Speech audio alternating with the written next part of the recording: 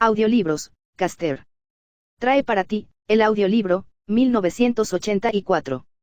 Un libro de George Orwell.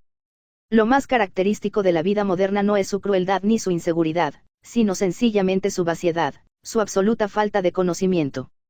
Parte 3. Capítulo del 1 al 3.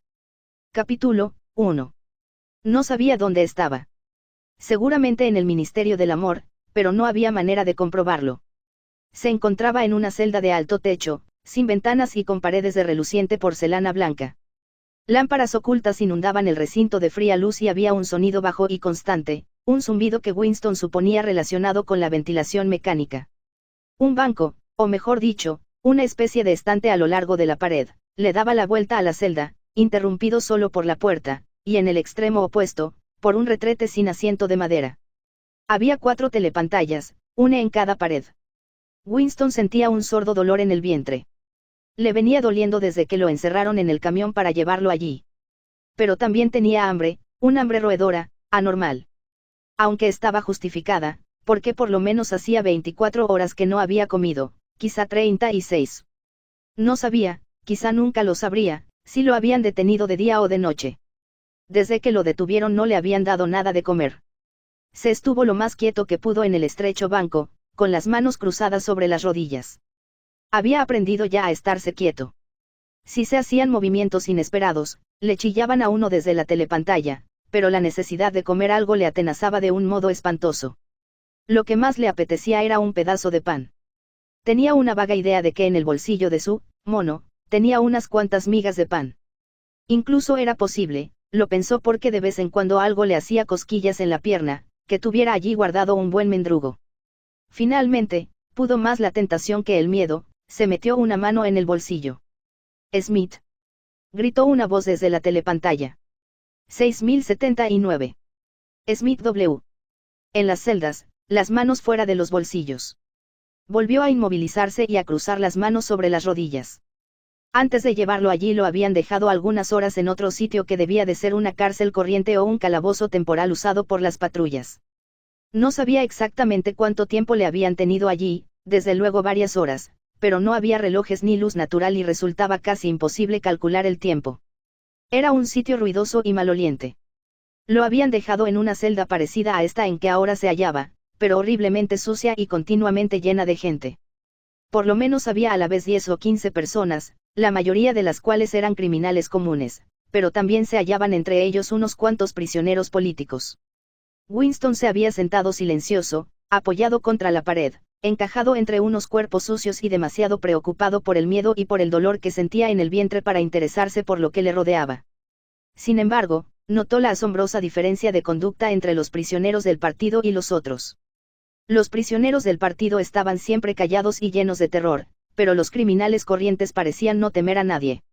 Insultaban a los guardias, se resistían a que les quitaran los objetos que llevaban, escribían palabras obscenas en el suelo, comían descaradamente alimentos robados que sacaban de misteriosos escondrijos de entre sus ropas e incluso le respondían a gritos a la telepantalla cuando ésta intentaba restablecer el orden. Por otra parte, algunos de ellos parecían hallarse en buenas relaciones con los guardias, los llamaban con apodos y trataban de sacarles cigarrillos. También los guardias trataban a los criminales ordinarios con cierta tolerancia, aunque, naturalmente, tenían que manejarlos con rudeza. Se hablaba mucho allí de los campos de trabajos forzados a donde los presos esperaban ser enviados. Por lo visto, se estaba bien en los campos siempre que se tuvieran ciertos apoyos y se conociera el tejemaneje. Había allí soborno, favoritismo e inmoralidades de toda clase, abundaba la homosexualidad y la prostitución e incluso se fabricaba clandestinamente alcohol destilándolo de las patatas. Los cargos de confianza solo se los daban a los criminales propiamente dichos, sobre todo a los gángsters y a los asesinos de toda clase, que constituían una especie de aristocracia. En los campos de trabajos forzados, todas las tareas sucias y viles eran realizadas por los presos políticos. En aquella celda había presenciado Winston un constante entrar y salir de presos de la más variada condición, traficantes de drogas, ladrones, bandidos, gente del mercado negro, borrachos y prostitutas. Algunos de los borrachos eran tan violentos que los demás presos tenían que ponerse de acuerdo para sujetarlos. Una horrible mujer de unos 60 años, con grandes pechos caídos y greñas de cabello blanco sobre la cara, entró empujada por los guardias. 4 de estos la sujetaban mientras ella daba patadas y chillaba. Tuvieron que quitarle las botas con las que la vieja les castigaba las espinillas y la empujaron haciéndola caer sentada sobre las piernas de Winston. El golpe fue tan violento que Winston creyó que se le habían partido los huesos de los muslos. La mujer les gritó a los guardias, que ya se marchaban, hijos de perra.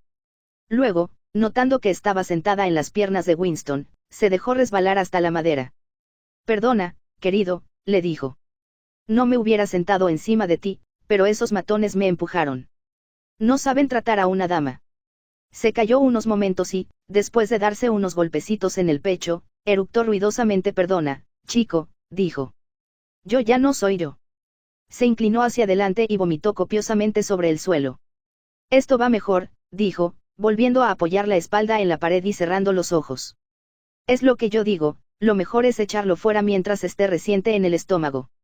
Reanimada, volvió a fijarse en Winston y pareció tomarle un súbito cariño. Le pasó uno de sus flácidos brazos por los hombros y lo atrajo hacia ella, echándole encima un pestilente vaho a cerveza y porquería. ¿Cómo te llamas, cariño? Le dijo. Smith. Smith. Repetía la mujer. Tiene gracia. Yo también me llamo Smith. Es que, añadió sentimentalmente, yo podía ser tu madre. En efecto, podía ser mi madre, pensó Winston. Tenía aproximadamente la misma edad y el mismo aspecto físico y era probable que la gente cambiara algo después de pasar 20 años en un campo de trabajos forzados. Nadie más le había hablado. Era sorprendente hasta qué punto despreciaban los criminales ordinarios a los presos del partido. Los llamaban, despectivamente, los Poulets, y no sentían ningún interés por lo que hubieran hecho o dejado de hacer. Los presos del partido parecían tener un miedo atroz a hablar con nadie y, sobre todo, a hablar unos con otros. Solo una vez, cuando dos miembros del partido, ambos mujeres, fueron sentadas juntas en el banco, oyó Winston entre la algarabía de voces, unas cuantas palabras murmuradas precipitadamente y, sobre todo, la referencia a algo que llamaban la habitación 101. No sabía a qué se podían referir. Quizá llevara 2 o 3 horas en este nuevo sitio. El dolor de vientre no se le pasaba, pero se le aliviaba algo a ratos y entonces sus pensamientos eran un poco menos tétricos. En cambio, cuando aumentaba el dolor, solo pensaba en el dolor mismo y en su hambre. Al aliviarse, se apoderaba el pánico de él. Había momentos en que se figuraba de modo tan gráfico las cosas que iban a hacerle que el corazón le galopaba y se le cortaba la respiración. Sentía los porrazos que iban a darle en los codos y las patadas que le darían las pesadas botas claveteadas de hierro. Se veía a sí mismo retorciéndose en el suelo, pidiendo a gritos misericordia por entre los dientes partidos. Apenas recordaba a Julia. No podía concentrar en ella su mente. La amaba y no la traicionaría, pero eso era solo un hecho, conocido por él como conocía las reglas de aritmética. No sentía amor por ella y ni siquiera se preocupaba por lo que pudiera estarle sucediendo a Julia en ese momento. En cambio pensaba con más frecuencia en O'Brien con cierta esperanza. O'Brien tenía que saber que lo habían detenido. Había dicho que la hermandad nunca intentaba salvar a sus miembros. Pero la cuchilla de afeitar se la proporcionarían si podían. Quizá pasaran 5 segundos antes de que los guardias pudieran entrar en la celda. La hoja penetraría en su carne con quemadora frialdad e incluso los dedos que la sostuvieran quedarían cortados hasta el hueso. Todo esto se le representaba a él, que en aquellos momentos se encogía ante el más pequeño dolor. No estaba seguro de utilizar la hoja de afeitar incluso si se la llegaban a dar. Lo más natural era seguir existiendo momentáneamente, aceptando otros 10 minutos de vida aunque al final de aquellos largos minutos no hubiera más que una tortura insoportable. A veces procuraba calcular el número de mosaicos de porcelana que cubrían las paredes de la celda. No debía de ser difícil, pero siempre perdía la cuenta. Se preguntaba a cada momento dónde estaría y qué hora sería. Llegó a estar seguro de que afuera hacía sol y poco después estaba igualmente convencido de que era noche cerrada. Sabía instintivamente que en aquel lugar nunca se apagaban las luces. Era el sitio donde no había oscuridad, y ahora sabía por qué O'Brien había reconocido la alusión. En el Ministerio del Amor no había ventanas. Su celda podía hallarse en el centro del edificio o contra la pared trasera, podía estar 10 pisos bajo tierra o 30 sobre el nivel del suelo. Winston se fue trasladando mentalmente de sitio y trataba de comprender, por la sensación vaga de su cuerpo, si estaba colgado a gran altura o enterrado a gran profundidad. Afuera se oía ruido de pesados pasos. La puerta de acero se abrió con estrépito. Entró un joven oficial, con impecable uniforme negro, una figura que parecía brillar por todas partes con reluciente cuero y cuyo pálido y severo rostro era como una máscara de cera.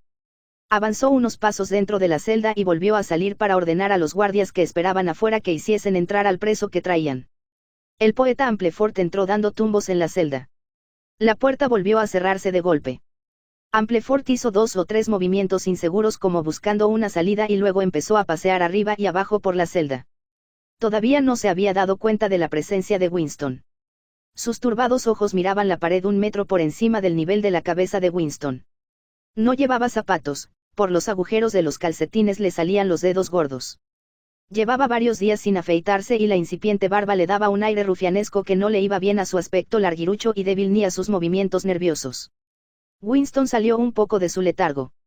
Tenía que hablarle a Amplefort aunque se expusiera al chillido de la telepantalla. Probablemente, Amplefort era el que le traía la hoja de afeitar. Amplefort.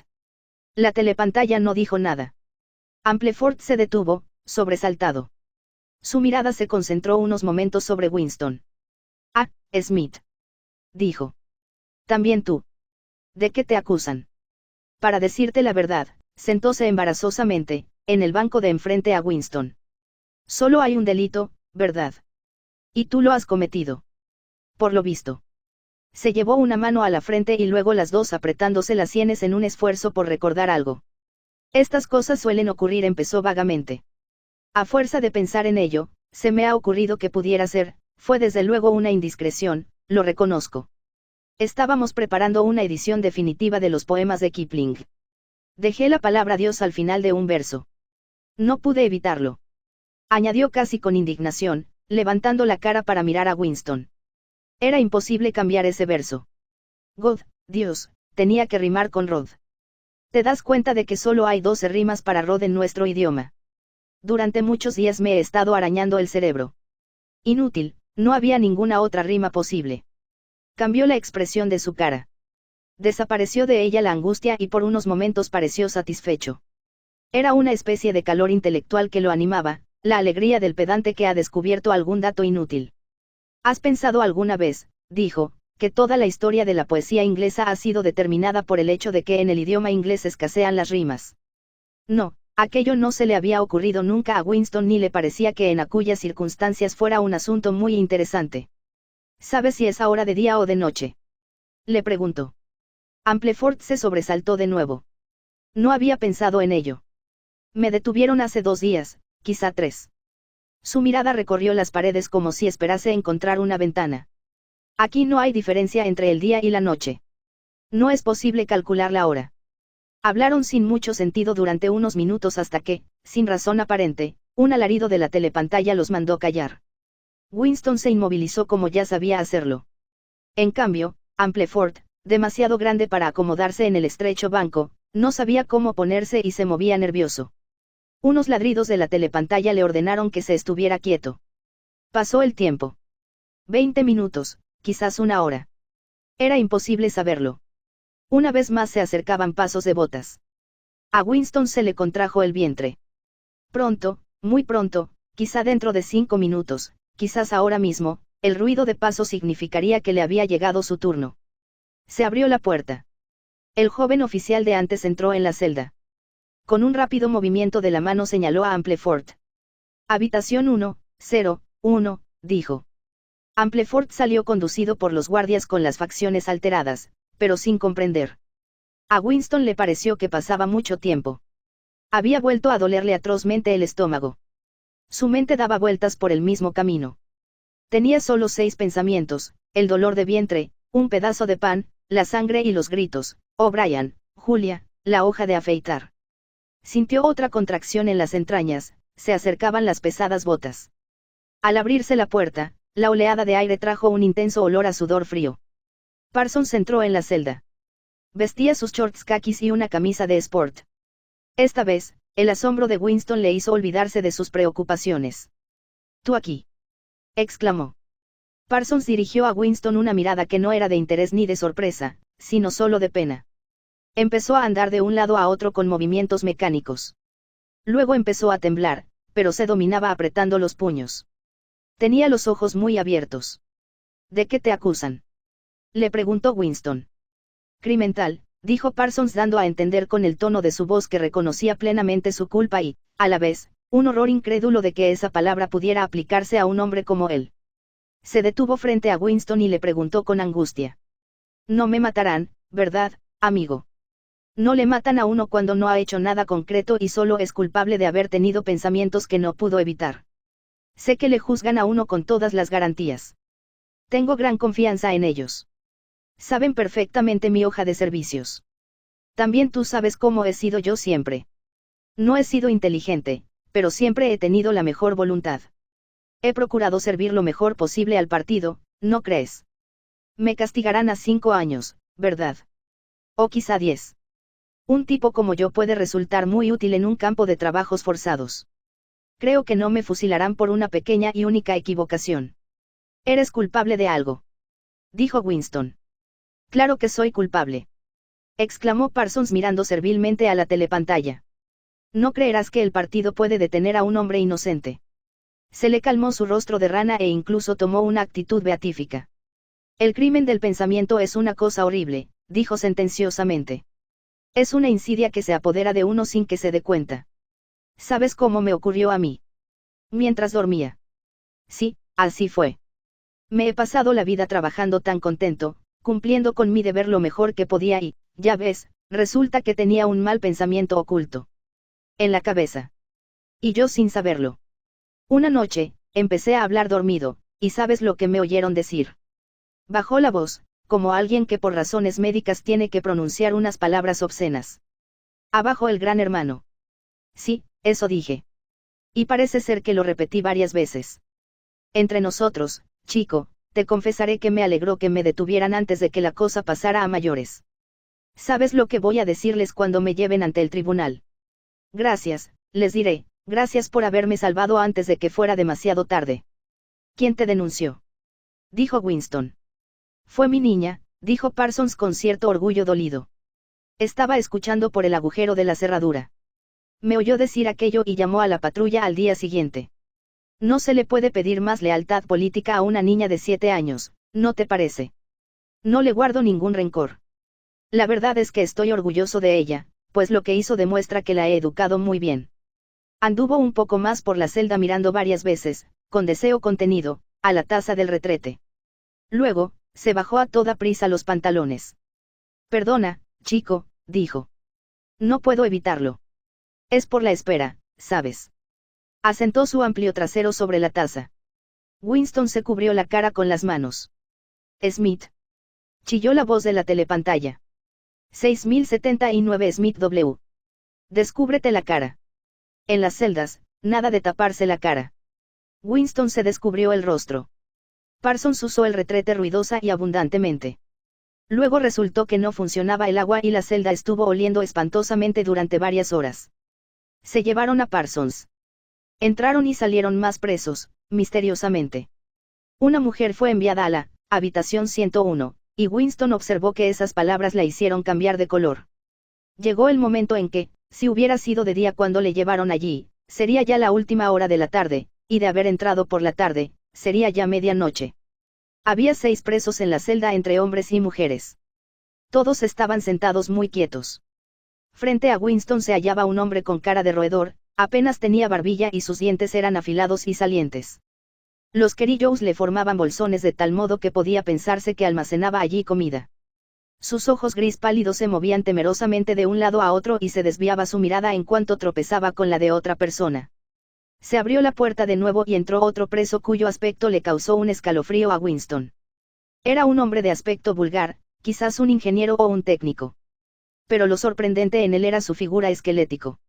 Su delgadez era tan exagerada que la boca y los ojos parecían de un tamaño desproporcionado y en sus ojos se almacenaba un intenso y criminal odio contra algo o contra alguien. El individuo se sentó en el banco a poca distancia de Winston. Este no volvió a mirarle, pero la cara de calavera se le había quedado tan grabada como si la tuviera continuamente frente a sus ojos. De pronto comprendió de qué se trataba. Aquel hombre se moría de hambre. Lo mismo pareció ocurrírseles casi a la vez a cuantos allí se hallaban. Se produjo un leve movimiento por todo el banco. El hombre de la cara de ratón miraba de cuando en cuando al esquelético y desviaba enseguida la mirada con aire culpable para volverse a fijarse en él irresistiblemente atraído. Por fin se levantó, cruzó pesadamente la celda, se rebuscó en el bolsillo del mono, y con aire tímido sacó un mugriento mendrugo de pan y se lo tendió al hambriento. La telepantalla rugió furiosa. El de la cara de ratón volvió a su sitio de un brinco. El esquelético se había llevado inmediatamente las manos detrás de la espalda como para demostrarle a todo el mundo que se había negado a aceptar el ofrecimiento.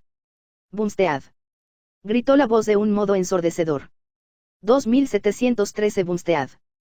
Tira ese pedazo de pan. El individuo tiró el mendrugo al suelo. Ponte de pie de cara a la puerta y sin hacer ningún movimiento. El hombre obedeció mientras le temblaban los bolsones de sus mejillas. Se abrió la puerta de golpe y entró el joven oficial, que se apartó para dejar pasar a un guardia achaparrado con enormes brazos y hombros. Se colocó frente al hombre del mendrugo y, a una orden muda del oficial, le lanzó un terrible puñetazo a la boca apoyándolo con todo el peso de su cuerpo. La fuerza del golpe empujó al individuo hasta la otra pared de la celda. Se cayó junto al retrete. Le brotaba una sangre negruzca de la boca y de la nariz. Después, gimiendo débilmente, consiguió ponerse en pie. Entre un chorro de sangre y saliva, se le cayeron de la boca las dos mitades de una dentadura postiza. Los presos estaban muy quietos, todos ellos con las manos cruzadas sobre las rodillas. El hombre ratonil volvió a su sitio. Se le oscurecía la carne en uno de los lados de la cara. Se le hinchó la boca hasta formar una masa informe con un agujero negro en medio. Sus ojos grises seguían moviéndose, sintiéndose más culpable que nunca y como tratando de averiguar cuánto lo despreciaban los otros por aquella humillación. Se abrió la puerta. Con un pequeño gesto, el oficial señaló al hombre esquelético. Habitación 101, dijo. Winston oyó a su lado una ahogada exclamación de pánico. El hombre se dejó caer al suelo de rodillas y rogaba con las manos juntas. Camarada. Oficial. No tienes que llevarme a ese sitio, no te lo he dicho ya todo. ¿Qué más quieres saber? Todo lo confesaría, todo. Dime de qué se trata y lo confesaré. Escribe lo que quieras y lo firmaré. Pero no me lleves a la habitación 101. Habitación 101, dijo el oficial. La cara del hombre, ya palidísima, se volvió de un color increíble. Era, no había lugar a dudas, de un tono verde. Haz algo por mí, chilló. Me has estado matando de hambre durante varias semanas. Acaba conmigo de una vez. Dispara contra mí. Ahórcame. Condéname a 25 años. ¿Queréis que denuncie a alguien más? Decidme de quién se trata y yo diré todo lo que os convenga. No me importa quién sea ni lo que vayáis a hacerle. Tengo mujer y 3 hijos. El mayor de ellos no tiene todavía 6 años. Podéis coger a los 4 y cortarles el cuerpo delante de mí y yo lo contemplaré sin rechistar. Pero no me llevéis a la habitación 101. Habitación 101, dijo el oficial. El hombre del rostro de calavera miró frenéticamente a los demás presos como si esperara encontrar alguno que pudiera poner en su lugar. Sus ojos se detuvieron en la aporreada cara del que le había ofrecido el mendrugo. Lo señaló con su mano huesuda y temblorosa. A ese es al que debíais llevar, no a mí, gritó. No habéis oído lo que dijo cuando le pegaron. Os lo contaré si queréis oírme. Él sí que está contra el partido y no yo. Los guardias avanzaron 2 pasos. La voz del hombre se elevó histéricamente. ¿No lo habéis oído? Repitió. La telepantalla no funcionaba bien. Ese es al que debéis llevaros. Sí, él, yo no. Los 2 guardias lo sujetaron por el brazo, pero en ese momento el preso se tiró al suelo y se agarró a una de las patas de hierro que sujetaban el banco. Lanzaba un aullido que parecía de algún animal. Los guardias tiraban de él. Pero se aferraba con asombrosa fuerza. Estuvieron forcejeando así quizá unos 20 segundos. Los presos seguían inmóviles con las manos cruzadas sobre las rodillas mirando fijamente frente a ellos. El aullido se cortó, el hombre solo tenía ya alientos para sujetarse. Entonces se oyó un grito diferente. Un guardia le había roto de una patada los dedos de una mano. Lo pusieron de pie alzándolo como un pelele. Habitación 101, dijo el oficial. Y se lo llevaron al hombre, que apenas podía apoyarse en el suelo y que se sujetaba con la otra la mano partida. Había perdido por completo los ánimos. Pasó mucho tiempo. Si había sido medianoche cuando se llevaron al hombre de la cara de calavera, era ya por la mañana. Si había sido por la mañana, ahora sería por la tarde. Winston estaba solo desde hacía varias horas. Le producía tal dolor estarse sentado en el estrecho banco que se atrevió a levantarse de cuando en cuando y dar unos pasos por la celda sin que la telepantalla se lo prohibiera. El mendrugo de pan seguía en el suelo, en el mismo sitio donde lo había tirado el individuo de cara ratonil. Al principio, necesitó Winston esforzarse mucho para no mirarlo, pero ya no tenía hambre, sino sed. Se le había puesto la boca pegajosa y de un sabor malísimo. El constante zumbido y la invariable luz blanca le causaban una sensación de mareo y de tener vacía la cabeza. Cuando no podía resistir más el dolor de los huesos, se levantaba, pero volvía a sentarse enseguida porque estaba demasiado mareado para permanecer en pie. En cuanto conseguía dominar sus sensaciones físicas, le volvía el terror. A veces pensaba con leve esperanza en O'Brien y en la hoja de afeitar. Bien pudiera llegar la hoja escondida en el alimento que le dieran, si es que llegaban a darle alguno. En Julia pensaba menos.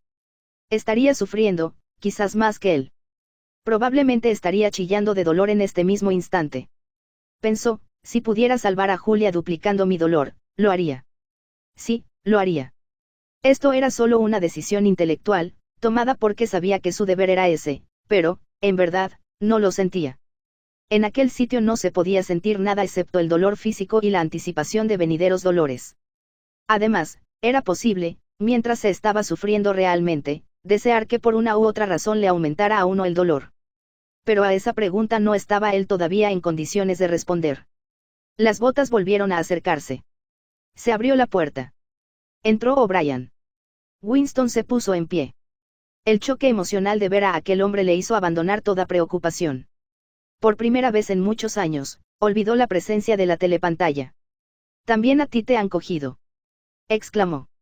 «Hace mucho tiempo que me han cogido», repuso O'Brien con una ironía suave y como si lo lamentara.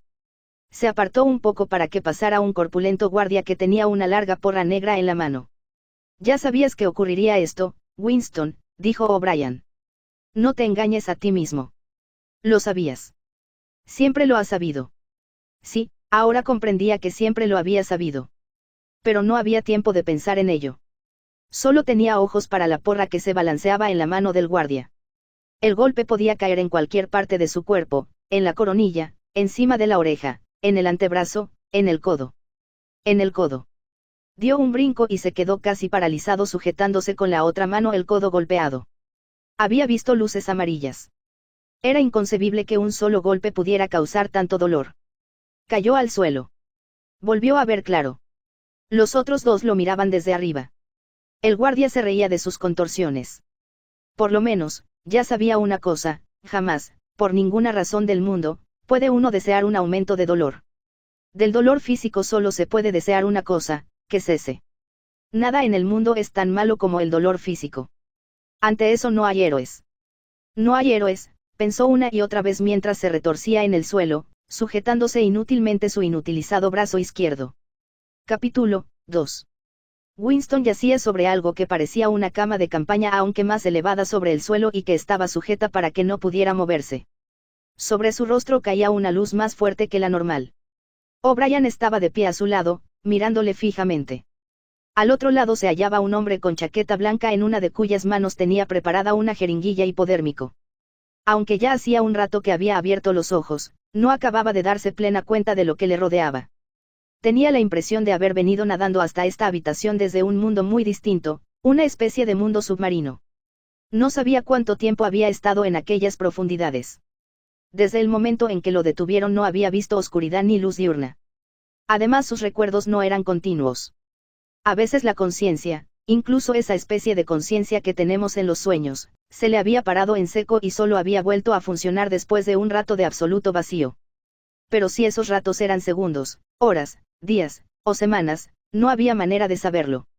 La pesadilla comenzó con aquel primer golpe en el codo. Más tarde se daría cuenta de que todo lo ocurrido entonces había sido solo una ligera introducción, un interrogatorio rutinario al que eran sometidos casi todos los presos. Todos tenían que confesar, como cuestión de mero trámite, una larga serie de delitos. Espionaje, sabotaje y cosas por el estilo. Aunque la tortura era real, la confesión era solo cuestión de trámite. Winston no podía recordar cuántas veces le habían pegado ni cuánto tiempo habían durado los castigos.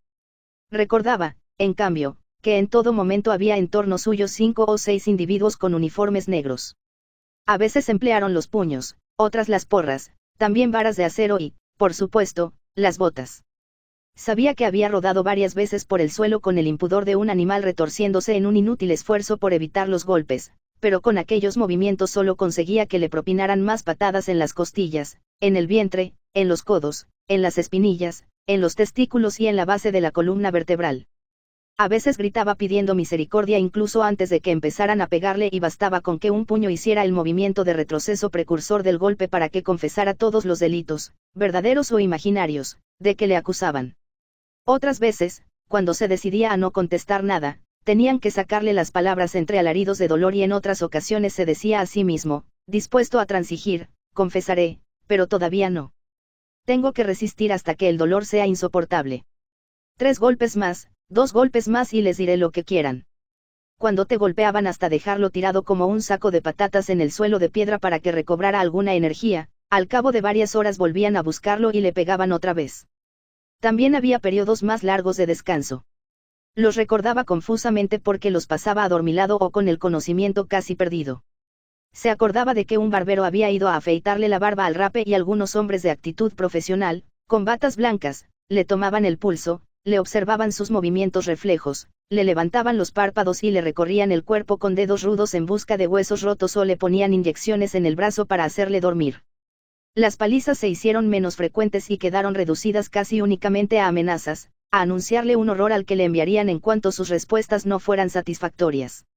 Los que le interrogaban no eran ya rufianes con uniformes negros, sino intelectuales del partido, hombrecillos regordetes con movimientos rápidos y gafas brillantes que se relevaban para trabajarlo, en turnos que duraban, no estaba seguro, 10 o 12 horas.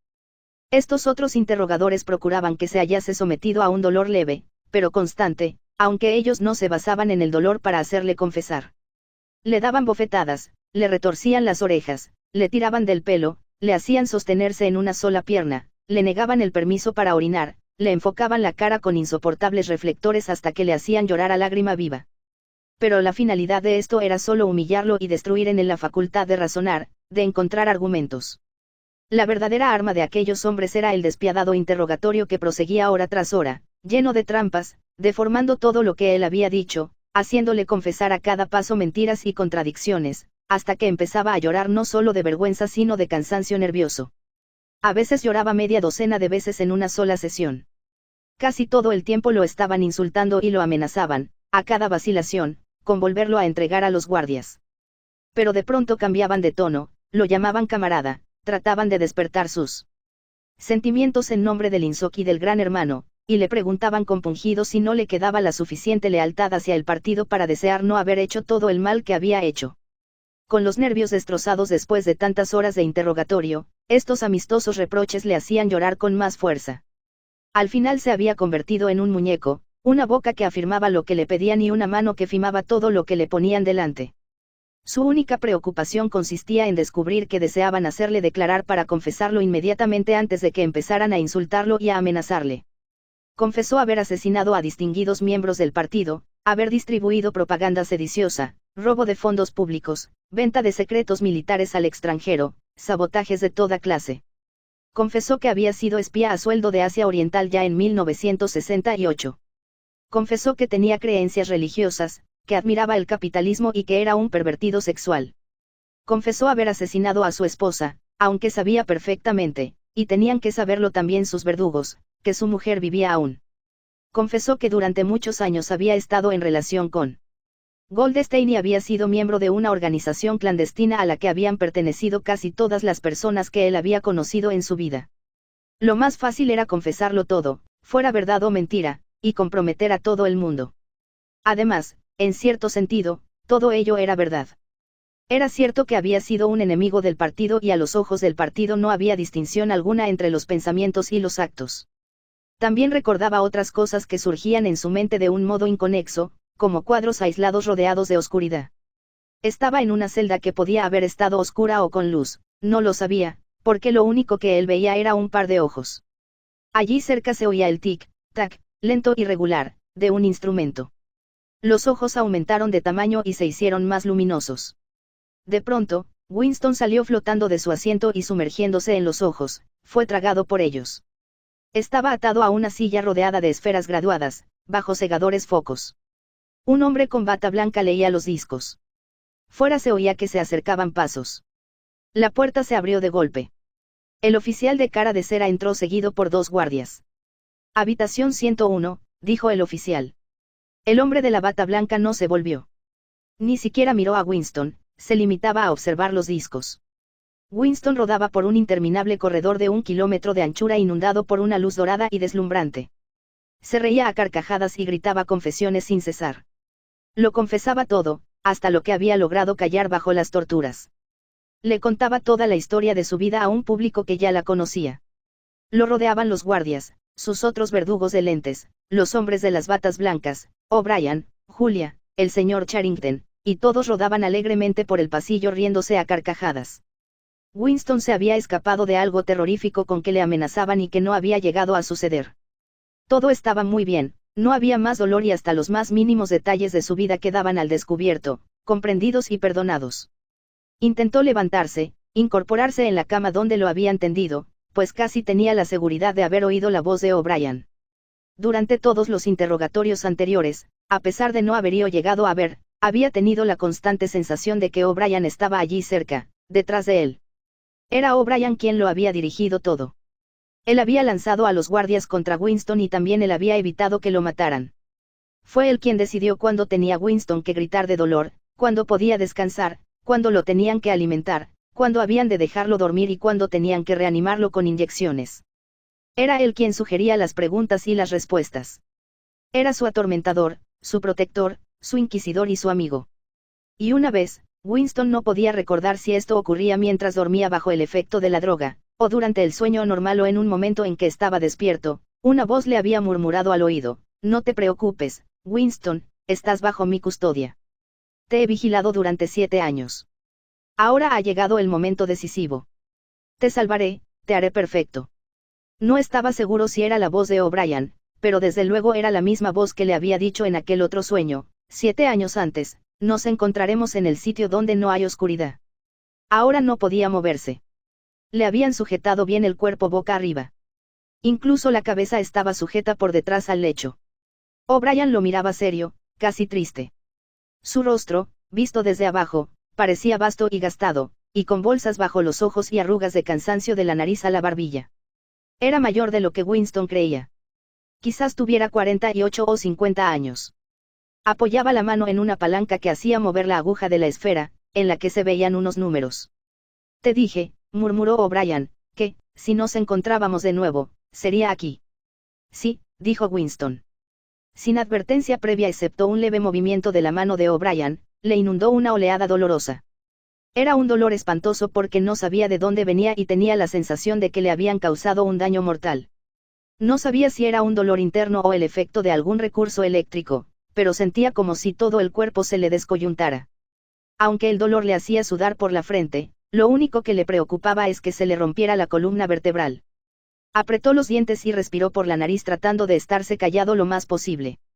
«¿Tienes miedo?», dijo O'Brien observando su cara, «de que de un momento a otro se te rompa algo? Sobre todo, temes que se te parta la espina dorsal. Te imaginas ahora mismo las vértebras saltándose y el líquido raquídeo saliéndose. ¿Verdad que lo estás pensando, Winston?» Winston no contestó. O'Brien presionó sobre la palanca. La ola de dolor se retiró con tanta rapidez como había llegado. «Eso era 40», dijo O'Brien. «Ya ves que los números llegan hasta el 100. Recuerda, por favor, durante nuestra conversación, que está en mi mano infligirle dolor en el momento y en el grado que yo desee. Si me dices mentiras o si intentas engañarme de alguna manera, o te dejas caer por debajo de tu nivel normal de inteligencia, te haré dar un alarido inmediatamente». «¿Entendido?». «Sí», dijo Winston. O'Brien adoptó una actitud menos severa. Se ajustó pensativo las gafas y anduvo unos pasos por la habitación. Cuando volvió a hablar, su voz era suave y paciente. Parecía un médico, un maestro, incluso un sacerdote, deseoso de explicar y de persuadir antes que de castigar. «Me estoy tomando tantas molestias contigo, Winston, porque tú lo mereces. Sabes perfectamente lo que te ocurre. Lo has sabido desde hace muchos años, aunque te has esforzado en convencerte de que no lo sabías. Estás trastornado mentalmente. Padeces de una memoria defectuosa. Eres incapaz de recordar los acontecimientos reales y te convences a ti mismo porque estabas decidido a no curarte. No estabas dispuesto a hacer el pequeño esfuerzo de voluntad necesario. Incluso ahora, estoy seguro de ello, te aferras a tu enfermedad por creer que es una virtud. Ahora te pondré un ejemplo y te convencerás de lo que digo. Vamos a ver, en este momento, con qué potencia está en guerra Oceanía. Cuando me detuvieron, Oceanía estaba en guerra con Asia Oriental. Con Asia Oriental. Muy bien. Y Oceanía ha estado siempre en guerra con Asia Oriental, ¿verdad? Winston contuvo la respiración. Abrió la boca para hablar, pero no pudo. Era incapaz de apartar los ojos del disco numerado. La verdad, por favor, Winston. Tu verdad. Dime lo que creas recordar. Recuerdo que hasta una semana antes de haber sido yo detenido, no estábamos en guerra con Asia Oriental en absoluto. Éramos aliados de ella. La guerra era contra Yuracio. Una guerra que había durado 4 años. Y antes de eso, O'Brien lo hizo callar con un movimiento de la mano. Otro ejemplo.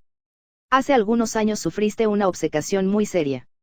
Creíste que 3 hombres que habían sido miembros del partido, llamados Jones, Ehrensen y Rutherford, unos individuos que fueron ejecutados por traición y sabotaje después de haber confesado todos sus delitos. Creíste, repito, que no eran culpables de los delitos de que se les acusaba. Creíste que habías visto una prueba documental innegable que demostraba que sus confesiones habían sido forzadas y falsas. Sufriste una alucinación que te hizo ver cierta fotografía. Llegaste a creer que la habías tenido en tus manos. Era una foto como esta. Entre los dedos de O'Brien había aparecido un recorte de periódico que pasó ante la vista de Winston durante unos 5 segundos. Era una foto de periódico y no podía dudarse cuál. Sí, era la fotografía, otro ejemplar del retrato de Jones, Ehrensen y Rutherford en el acto del partido celebrado en Nueva York, aquella foto que Winston había descubierto por casualidad 11 años antes y había destruido enseguida. Y ahora había vuelto a verla. Solo unos instantes, pero estaba seguro de haberla visto otra vez. Hizo un desesperado esfuerzo por incorporarse. Pero era imposible moverse ni siquiera un centímetro. Había olvidado hasta la existencia de la amenazadora palanca. Solo quería volver a coger la fotografía, o por lo menos verla más tiempo. «Existe», gritó. «No», dijo O'Brien. Cruzó la estancia. En la pared de enfrente había un agujero de la memoria. O'Brien levantó la rejilla. El pedazo de papel salió dando vueltas en el torbellino de aire caliente y se deshizo en una fugaz llama. O'Brien volvió junto a Winston. «Cenizas», dijo. «Ni siquiera cenizas identificables. Polvo. Nunca ha existido. Pero existió. Existe. Sí, existe en la memoria. Lo recuerdo. Y tú también lo recuerdas». «Yo no lo recuerdo», dijo O'Brien. Winston se desanimó. Aquello era doble pensar. Sintió un mortal desamparo. Si hubiera estado seguro de que O'Brien mentía, se habría quedado tranquilo. Pero era muy posible que O'Brien hubiera olvidado de verdad la fotografía. Y en ese caso habría olvidado ya su negativa de haberla recordado y también habría olvidado el acto de olvidarlo. ¿Cómo podía uno estar seguro de que todo esto no era más que un truco? Quizás aquella demencial dislocación de los pensamientos pudiera tener una realidad efectiva. Eso era lo que más desanimaba a Winston. O'Brien lo miraba pensativo. Más que nunca, tenía el aire de un profesor esforzándose por llevar por buen camino a un chico descarriado, pero prometedor. «Hay una consigna del partido sobre el control del pasado. Repítela, Winston, por favor». «El que controla el pasado controla el futuro, y el que controla el presente controla el pasado», repitió Winston, obediente. «El que controla el presente controla el pasado», dijo O'Brien moviendo la cabeza con lenta aprobación. «¿Y crees tú, Winston, que el pasado existe verdaderamente?» Otra vez invadió a Winston el desamparo. Sus ojos se volvieron hacia el disco. No solo no sabía si la respuesta que le evitaría el dolor sería sí o no, sino que ni siquiera sabía cuál de estas respuestas era la que él tenía por cierta. O'Brien sonrió débilmente. «No eres metafísico, Winston. Hasta este momento nunca habías pensado en lo que se conoce por existencia. Te lo explicaré con más precisión. Existe el pasado concretamente, en el espacio. Hay algún sitio en alguna parte, Hay un mundo de objetos sólidos donde el pasado siga acaeciendo. No. Entonces, ¿dónde existe el pasado? En los documentos. Está escrito. En los documentos. ¿Y, dónde más? En la mente. En la memoria de los hombres. En la memoria. Muy bien. Pues nosotros, el partido, controlamos todos los documentos y controlamos todas las memorias.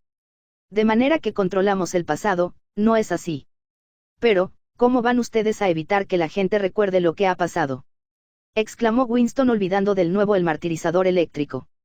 Es un acto involuntario. No puede uno evitarlo. ¿Cómo vais a controlar la memoria? La mía no la habéis controlado. O'Brien volvió a ponerse serio. Tocó la palanca con la mano.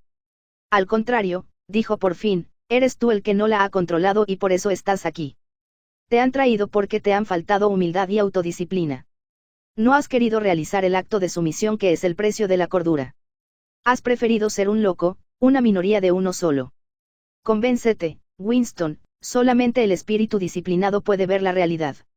Crees que la realidad es algo objetivo, externo, que existe por derecho propio. Crees también que la naturaleza de la realidad se demuestra por sí misma.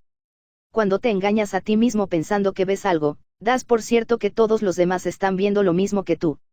Pero te aseguro, Winston, que la realidad no es externa. La realidad existe en la mente humana y en ningún otro sitio.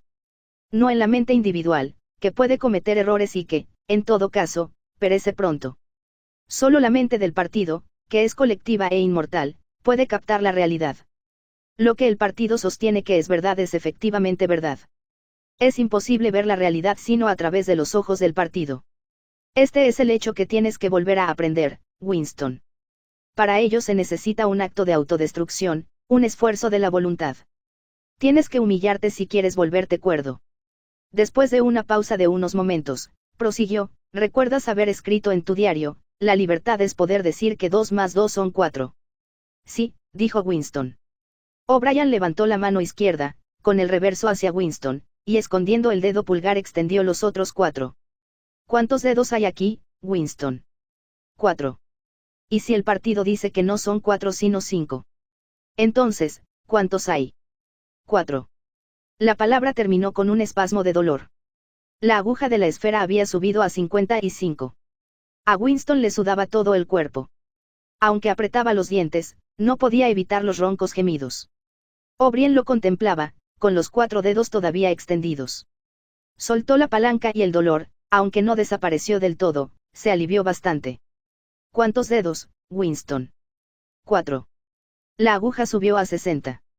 ¿Cuántos dedos, Winston? 4. 4. ¿Qué voy a decirte? 4. La aguja debía de marcar más, pero Winston no la miró. El rostro severo y pesado y los 4 dedos ocupaban por completo su visión. Los dedos, ante sus ojos, parecían columnas, enormes, borrosos y vibrantes, pero seguían siendo 4, sin duda alguna. ¿Cuántos dedos, Winston? 4. Para eso. No sigas, es inútil. ¿Cuántos dedos, Winston? 5. 5. 5. No, Winston, así no vale. Estás mintiendo. Sigues creyendo que son 4. Por favor, ¿cuántos dedos? 4. 5. 4. Lo que quieras, pero termina de una vez. Para este dolor. Ahora estaba sentado en el lecho con el brazo de O'Brien rodeándole los hombros. Quizá hubiera perdido el conocimiento durante unos segundos. Se habían aflojado las ligaduras que sujetaban su cuerpo. Sentía mucho frío, temblaba como un azogado, le castañeteaban los dientes y le corrían lágrimas por las mejillas. Durante unos instantes se apretó contra O'Brien como un niño, confortado por el fuerte brazo que le rodeaba los hombros. Tenía la sensación de que O'Brien era su protector, que el dolor venía de fuera, de otra fuente, y que O'Brien le evitaría sufrir. Tardas mucho en aprender, Winston, dijo O'Brien con suavidad. No puedo evitarlo, balbuceó Winston. ¿Cómo puedo evitar ver lo que tengo ante los ojos si no los cierro? 2 y 2 son 4. Algunas veces sí, Winston, pero otras veces son 5. Y otras, 3. Y en ocasiones son 4, 5 y 3 a la vez. Tienes que esforzarte más. No es fácil recobrar la razón. Volvió a tender a Winston en el lecho. Las ligaduras volvieron a inmovilizarlo, pero ya no sentía dolor y le había desaparecido el temblor. Estaba débil y frío. O'Brien le hizo una señal con la cabeza al hombre de la bata blanca, que había permanecido inmóvil durante la escena anterior y ahora, inclinándose sobre Winston, le examinaba los ojos de cerca, le tomaba el pulso, le acercaba el oído al pecho y le daba golpecitos de reconocimiento. Luego, mirando a O'Brien, movió la cabeza afirmativamente. Otra vez, dijo O'Brien. El dolor invadió de nuevo el cuerpo de Winston. La aguja debía de marcar ya 70 o 75. Esta vez, había cerrado los ojos. Sabía que los dedos continuaban allí y que seguían siendo 4. Lo único importante era conservar la vida hasta que pasaran las sacudidas dolorosas. Ya no tenía idea de si lloraba o no. El dolor disminuyó otra vez. Abrió los ojos. O'Brien había vuelto a bajar la palanca. ¿Cuántos dedos, Winston? 4. Supongo que son 4. Quisiera ver 5. Estoy tratando de ver 5. ¿Qué deseas? ¿Persuadirme de que ves 5 o verlos de verdad? Verlos de verdad. Otra vez, dijo O'Brien. Es probable que la aguja marcase de 80 a 90. Solo de un modo intermitente podía recordar Winston a qué se debía su martirio. Detrás de sus párpados cerrados, un bosque de dedos se movía en una extraña danza, entretejiéndose, desapareciendo unos tras otros y volviendo a aparecer. Quería contarlos, pero no recordaba por qué. Solo sabía que era imposible contarlos y que esto se debía a la misteriosa identidad entre 4 y 5. El dolor desapareció de nuevo. Cuando abrió los ojos, halló que seguía viendo lo mismo, es decir, innumerables dedos que se movían como árboles locos en todas direcciones cruzándose y volviéndose a cruzar. Cerró otra vez los ojos. ¿Cuántos dedos te estoy enseñando, Winston? No sé, no sé. Me matarás si aumentas el dolor. 4, 5, 6. Te aseguro que no lo sé. Esto va mejor, dijo O'Brien. Le pusieron una inyección en el brazo. Casi instantáneamente se le esparció por todo el cuerpo una cálida y beatífica sensación. Casi no se acordaba de haber sufrido. Abrió los ojos y miró agradecido a O'Brien. Le conmovió ver a aquel rostro pesado, lleno de arrugas, tan feo y tan inteligente. Si se hubiera podido mover, le habría tendido una mano. Nunca lo había querido tanto como en este momento y no solo por haberle suprimido el dolor. Aquel antiguo sentimiento, aquella idea de que no importaba que O'Brien fuera un amigo o un enemigo, había vuelto a apoderarse de él. O'Brien era una persona con quien se podía hablar. Quizá no deseara uno tanto ser amado como ser comprendido. O'Brien lo había torturado casi hasta enloquecerle y era seguro que dentro de un rato le haría matar. Pero no importaba. En cierto sentido, más allá de la amistad, eran íntimos. De uno u otro modo y aunque las palabras que lo explicarían todo no pudieran ser pronunciadas nunca, había desde luego un lugar donde podrían reunirse y charlar. O'Brien lo miraba con una expresión reveladora de que el mismo pensamiento se le estaba ocurriendo. Empezó a hablar en un tono de conversación corriente. ¿Sabes dónde estás, Winston? Dijo. No sé. Me lo figuro. En el Ministerio del Amor. ¿Sabes cuánto tiempo has estado aquí? No sé. Días, semanas, meses, creo que meses. ¿Y por qué te imaginas que traemos aquí a la gente? Para hacerles confesar. No, no es esa la razón. Di otra cosa. Para castigarlos. No, exclamó O'Brien. Su voz había cambiado extraordinariamente y su rostro se había puesto de pronto serio y animado a la vez. No. No te traemos solo para hacerte confesar y para castigarte. ¿Quieres que te diga para qué te hemos traído? Para curarte. Para volverte cuerdo. Debes saber, Winston, que ninguno de los que traemos aquí sale de nuestras manos sin haberse curado. No nos interesan esos estúpidos delitos que has cometido. Al partido no le interesan los actos realizados, nos importa solo el pensamiento. No solo destruimos a nuestros enemigos, sino que los cambiamos. ¿Comprendes lo que quiero decir? Estaba inclinado sobre Winston. Su cara parecía enorme por su proximidad y horriblemente fea vista desde abajo. Además, sus facciones se alteraban por aquella exaltación, aquella intensidad de loco. Otra vez se le encogió el corazón a Winston. Si le hubiera sido posible, habría retrocedido. Estaba seguro de que O'Brien iba a mover la palanca por puro capricho. Sin embargo, en ese momento se apartó de él y paseó un poco por la habitación. Luego prosiguió con menos vehemencia. Lo primero que debes comprender es que este no es un lugar de martirio. Has leído cosas sobre las persecuciones religiosas en el pasado. En la Edad Media había la Inquisición. No funcionó. Pretendían erradicar la herejía y terminaron por perpetuarla. En las persecuciones antiguas por cada hereje quemado han surgido otros miles de ellos. ¿Por qué? Porque se mataba a los enemigos abiertamente y mientras aún no se habían arrepentido. Se moría por no abandonar las creencias heréticas. Naturalmente, así toda la gloria pertenecía a la víctima y la vergüenza al inquisidor que la quemaba. Más tarde, en el siglo XX, han existido los totalitarios, como los llamaban, los nazis alemanes y los comunistas rusos. Los rusos persiguieron a los herejes con mucha más crueldad que ninguna otra inquisición. Y se imaginaron que habían aprendido de los errores del pasado. Por lo menos sabían que no se deben hacer mártires. Antes de llevar a sus víctimas a un juicio público, se dedicaban a destruirles la dignidad. Los deshacían moralmente y físicamente por medio de la tortura y el aislamiento hasta convertirlos en seres despreciables, verdaderos peleles capaces de confesarlo todo, que se insultaban a sí mismos acusándose unos a otros y pedían sollozando un poco de misericordia. Sin embargo, después de unos cuantos años, ha vuelto a ocurrir lo mismo. Los muertos se han convertido en mártires y se ha olvidado su degradación. ¿Por qué había vuelto a suceder esto? En primer lugar, porque las confesiones que habían hecho eran forzadas o falsas. Nosotros no cometemos esta clase de errores. Todas las confesiones que salen de aquí son verdaderas. Nosotros hacemos que sean verdaderas. Y, sobre todo, no permitimos que los muertos se levanten contra nosotros. Por tanto, debes perder toda esperanza de que la posteridad te reivindique, Winston. La posteridad no sabrá nada de ti. Desaparecerás por completo de la corriente histórica. Te disolveremos en la estratosfera, por decirlo así. De ti no quedará nada, ni un nombre en un papel, ni tu recuerdo en un ser vivo.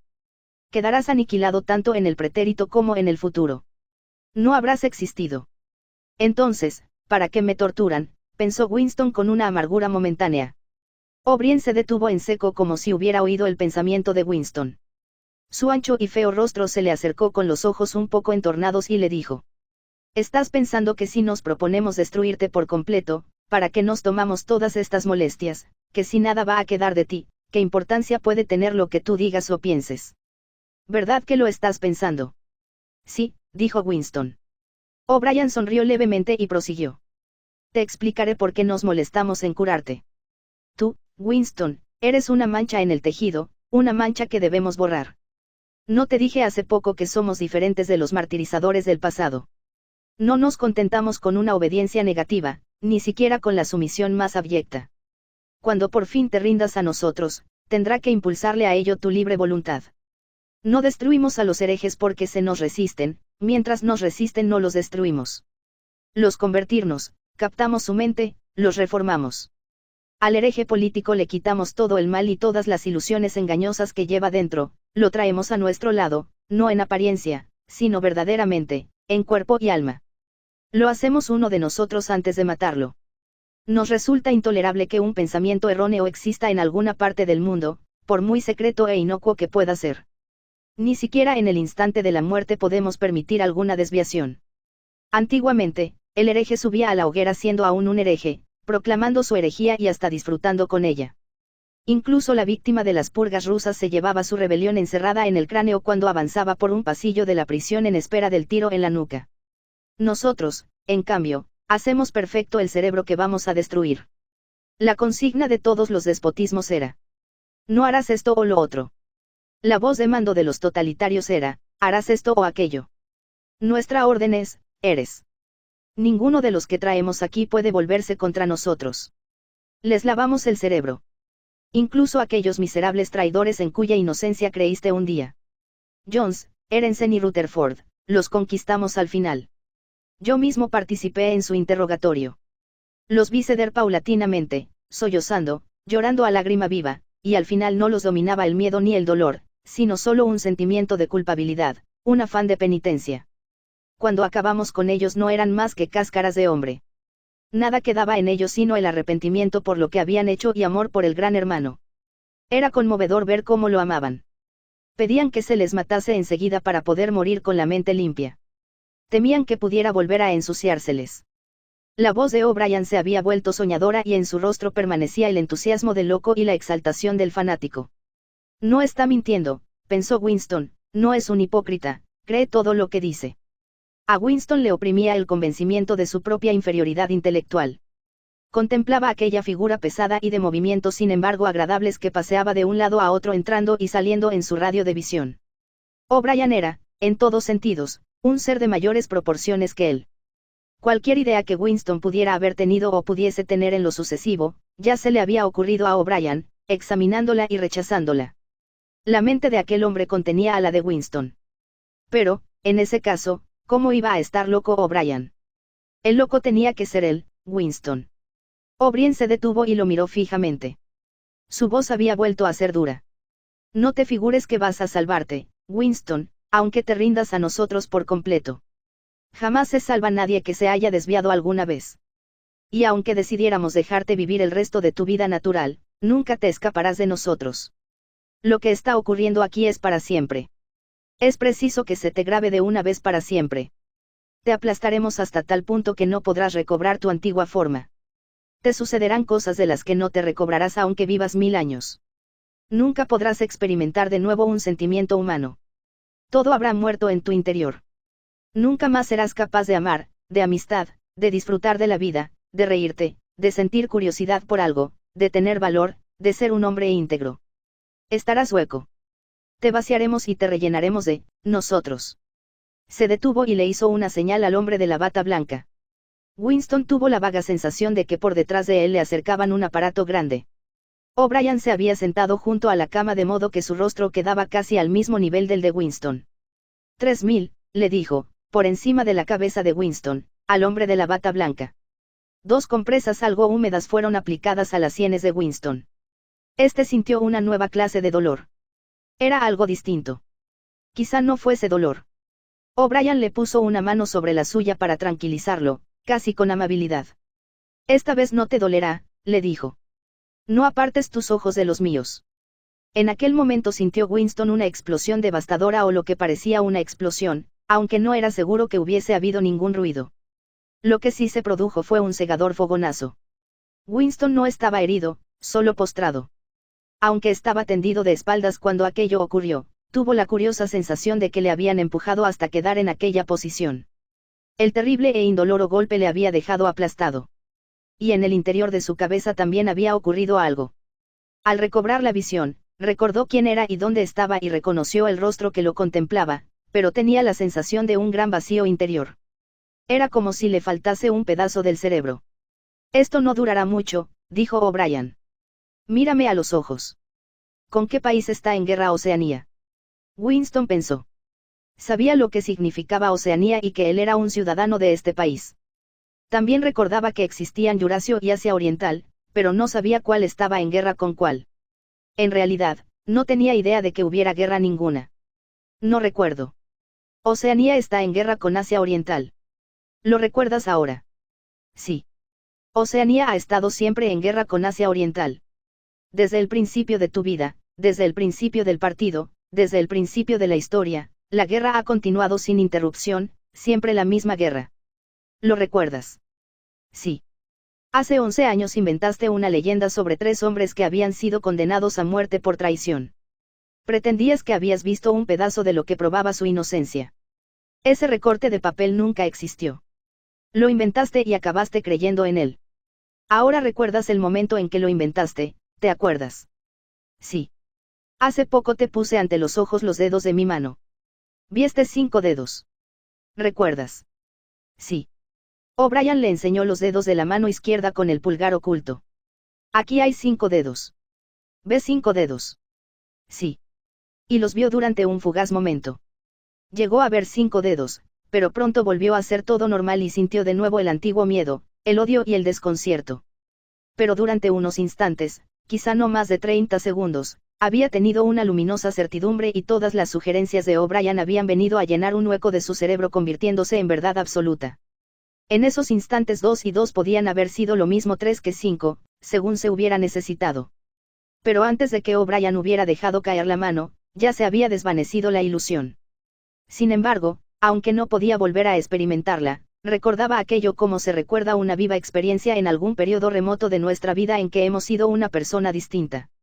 Ya has visto que es posible, le dijo O'Brien. Sí, dijo Winston. O'Brien se levantó con aire satisfecho. A su izquierda vio Winston que el hombre de la bata blanca preparaba una inyección. O'Brien miró a Winston sonriente. Se ajustó las gafas como en los buenos tiempos.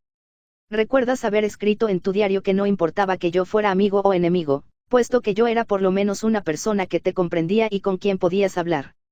Tenías razón. Me gusta hablar contigo. Tu mentalidad atrae a la mía. Se parece a la mía excepto en que está enferma. Antes de que acabemos esta sesión puedes hacerme algunas preguntas si quieres. La pregunta que quiera. Sí. Cualquiera. Vio que los ojos de Winston se fijaban en la esfera graduada. Ahora no funciona. ¿Cuál es tu primera pregunta? ¿Qué habéis hecho con Julia? Dijo Winston. O'Brien volvió a sonreír. Te traicionó, Winston. Inmediatamente y sin reservas. Pocas veces he visto a alguien que se nos haya entregado tan pronto. Apenas la reconocerías si la vieras. Toda su rebeldía, sus engaños, sus locuras, su suciedad mental. Todo eso ha desaparecido de ella como si lo hubiera quemado. Fue una conversión perfecta, un caso para ponerlo en los libros de texto. ¿La habéis torturado? O'Brien no contestó. A ver, la pregunta siguiente. ¿Existe el Gran Hermano? Claro que existe. El partido existe. El Gran Hermano es la encarnación del partido. Existe en el mismo sentido en que yo existo. Tú no existes, dijo O'Brien. A Winston volvió a asaltarle una terrible sensación de desamparo. Comprendía por qué le decían a él que no existía, pero era un juego de palabras estúpido. No era un gran absurdo la afirmación, tú no existes.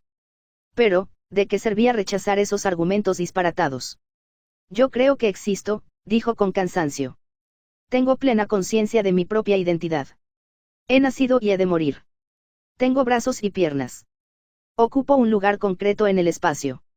Ningún otro objeto sólido puede ocupar a la vez el mismo punto. En este sentido, existe el Gran Hermano. Eso no tiene importancia. Existe. ¿Morirá el Gran Hermano? Claro que no. ¿Cómo va a morir? A ver, la pregunta siguiente. ¿Existe la hermandad? Eso no lo sabrás nunca, Winston. Si decidimos libertarte cuando acabemos contigo y si llegas a vivir 90 años, seguirás sin saber si la respuesta a esa pregunta es sí o no. Mientras vivas, será eso para ti un enigma. Winston yacía silencioso. Respiraba un poco más rápidamente. Todavía no había hecho la pregunta que le preocupaba desde un principio. Tenía que preguntarlo, pero su lengua se resistía a pronunciar las palabras. O'Brien parecía divertido. Hasta sus gafas parecían brillar irónicamente. Winston pensó de pronto. Sabe perfectamente lo que le voy a preguntar. Y entonces le fue fácil decir. ¿Qué hay en la habitación 101? La expresión del rostro de O'Brien no cambió. Respondió. Sabes muy bien lo que hay en la habitación 101, Winston. Todo el mundo sabe lo que hay en la habitación 101. Levantó un dedo hacia el hombre de la bata blanca. Evidentemente, la sesión había terminado. Winston sintió en el brazo el pinchazo de una inyección. Casi inmediatamente, se hundió en un profundo sueño. Capítulo 3. Hay 3 etapas en tu reintegración, dijo O'Brien, primero aprender, luego comprender y, por último, aceptar. Ahora tienes que entrar en la segunda etapa. Como siempre, Winston estaba tendido de espaldas, pero ya no lo ataban tan fuerte. Aunque seguía sujeto al lecho, podía mover las rodillas un poco y volver la cabeza de uno a otro lado y levantar los antebrazos. Además, ya no le causaba tanta tortura la palanca. Podía evitarse el dolor con un poco de habilidad, porque ahora solo lo castigaba a O'Brien por faltas de inteligencia. A veces pasaba una sesión entera sin que se moviera la aguja del disco. No recordaba cuántas sesiones habían sido. Todo el proceso se extendía por un tiempo largo, indefinido, quizás varias semanas, y los intervalos entre las sesiones quizá fueran de varios días y otras veces solo de 1 o 2 horas. Mientras te hallas ahí tumbado, le dijo O'Brien, te has preguntado con frecuencia, e incluso me lo has preguntado a mí, ¿por qué el Ministerio del Amor emplea tanto tiempo y trabajo en tu persona? Y cuando estabas en libertad te preocupabas por lo mismo. Podías comprender el mecanismo de la sociedad en que vivías, pero no los motivos subterráneos. Recuerdas haber escrito en tu diario: comprendo el cómo, no comprendo el por qué. Cuando pensabas en el por qué es cuando dudabas de tu propia cordura. ¿Has leído el libro de Goldstein, o partes de él por lo menos? Te enseñó algo que ya no supieras. ¿Lo has leído tú?, dijo Winston. Lo escribí. Es decir, colaboré en su redacción. Ya sabes que ningún libro se escribe individualmente. Es cierto lo que dice.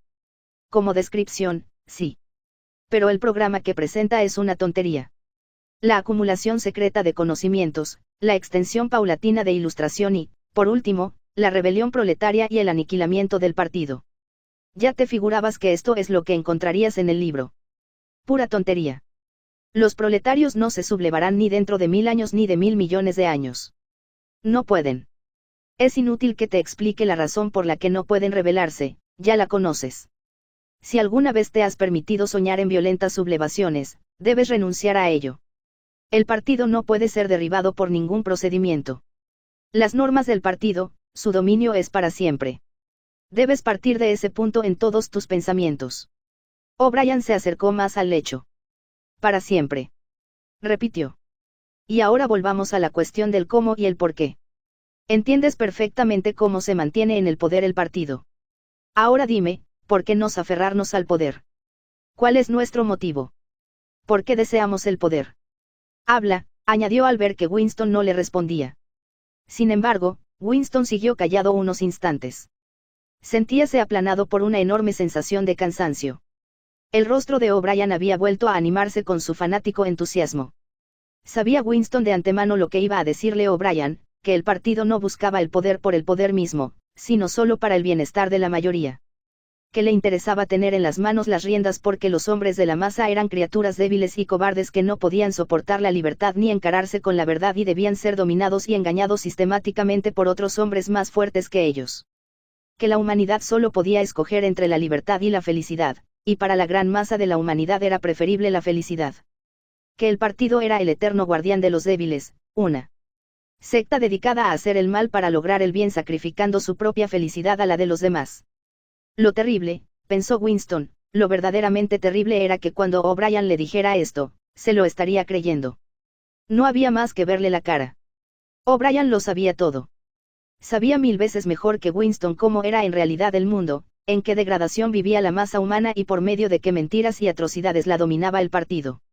Lo había entendido y pesado todo y, sin embargo, no importaba, todo lo justificaba él por los fines. ¿Qué va uno a hacer?, pensó Winston, contra un loco que es más inteligente que uno, que le oye a uno pacientemente y que sin embargo persiste en su locura. Nos gobernáis por nuestro propio bien, dijo débilmente. Creéis que los seres humanos no están capacitados para gobernarse, y en vista de ello. Estuvo a punto de gritar. Una punzada de dolor se le había clavado en el cuerpo. O'Brien había presionado la palanca y la aguja de la esfera marcaba 35. Eso fue una estupidez, Winston, has dicho una tontería. Debías tener un poco más de sensatez. Volvió a soltar la palanca y prosiguió. Ahora te diré la respuesta a mi pregunta. Se trata de esto, el partido quiere tener el poder por amor al poder mismo. No nos interesa el bienestar de los demás, solo nos interesa el poder. No la riqueza ni el lujo, ni la longevidad ni la felicidad, solo el poder puro. Ahora comprenderás lo que significa el poder puro. Somos diferentes de todas las oligarquías del pasado porque sabemos lo que estamos haciendo. Todos los demás, incluso los que se parecían a nosotros, eran cobardes o hipócritas. Los nazis alemanes y los comunistas rusos se acercaban mucho a nosotros por sus métodos, pero nunca tuvieron el valor de reconocer sus propios motivos. Pretendían, y quizá lo creían sinceramente, que se habían apoderado de los mandos contra su voluntad y para un tiempo limitado y que a la vuelta de la esquina, como quien dice, había un paraíso donde todos los seres humanos serían libres e iguales. Nosotros no somos así. Sabemos que nadie se apodera del mando con la intención de dejarlo. El poder no es un medio, sino un fin en sí mismo. No se establece una dictadura para salvaguardar una revolución, se hace la revolución para establecer una dictadura. El objeto de la persecución no es más que la persecución misma. La tortura solo tiene como finalidad la misma tortura. Y el objeto del poder no es más que el poder. ¿Empiezas a entenderme? A Winston le asombraba el cansancio del rostro de O'Brien. Era fuerte, carnoso y brutal, lleno de inteligencia y de una especie de pasión controlada ante la cual sentíase uno desarmado, pero, desde luego, estaba cansado. Tenía bolsones bajo los ojos y la piel floja en las mejillas. O'Brien se inclinó sobre él para acercarle más la cara, para que pudiera verla mejor. «Estás pensando», le dijo, «que tengo la cara avejentada y cansada. Piensas que estoy hablando del poder y que ni siquiera puedo evitar la decrepitud de mi propio cuerpo. No comprendes, Winston, que el individuo es solo una célula. El cansancio de la célula supone el vigor del organismo. ¿Acaso te mueres al cortarte las uñas?». Se apartó del lecho y empezó a pasear con una mano en el bolsillo. «Somos los sacerdotes del poder», dijo. «El poder es Dios. Pero ahora el poder es solo una palabra en lo que a ti respecta. Y ya es hora de que tengas una idea de lo que el poder significa. Primero debes darte cuenta de que el poder es colectivo. El individuo solo detenta poder en tanto deja de ser un individuo. Ya conoces la consigna del partido, la libertad es la esclavitud. ¿Se te ha ocurrido pensar que esta frase es reversible?